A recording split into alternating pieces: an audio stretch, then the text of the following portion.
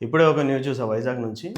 But చాలా బాధగా అనిపించింది. ఎందుకంటే మనకి రిలేషన్ ఉన్నా లేకపోయినా ఆల్రెడీ మ్యారీడ్ అంట. దాని తర్వాత మరోడు ఇల్లీగల్ రిలేషన్‌షిప్ తనతో మెయింటైన్ చేసి తనేమో డబ్బులు అడిగితే చంపేశాడని అంటున్నారు.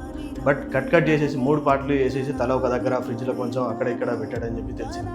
మరీ గలీజ్‌గా పోతే మరి చంపడం ఏంట్రా నాకు అర్థం కాదు. ఎందుకంటే నీకేదైనా ప్రాబ్లమ్ ఉంటే మాట్లాడుకుంటే సార్ట్ ఔట్ అయిపోతది. ఆమె అమౌంటే అడిగింది. వచ్చి కూర్చోబెట్టి మాట్లాడుకోవడం, లేకపోతే దాని తర్వాత ఆమెను కట్ చేయడమో, లేకపోతే ఇగ్నోర్ చేయడం.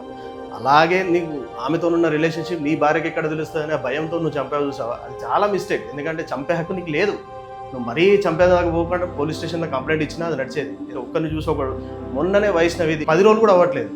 మరీ దారుణంగా ఆమెది అయిపోగానే గతం ఇంకొకటి చంపడం స్టార్ట్ చేసింది. ఈజీగా అయిపోయింది ఈ మధ్య చంపడం అనేది.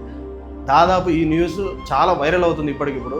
తక్షణమే వానికి ఏదో ఒక కఠినంగా ఏదో ఒక శిక్ష పడేలాగా చూడాలి. లేకపోతే ఇంకా వీళ్ళు చూసి ఇంకొక 10 మంది తయారవుతారు.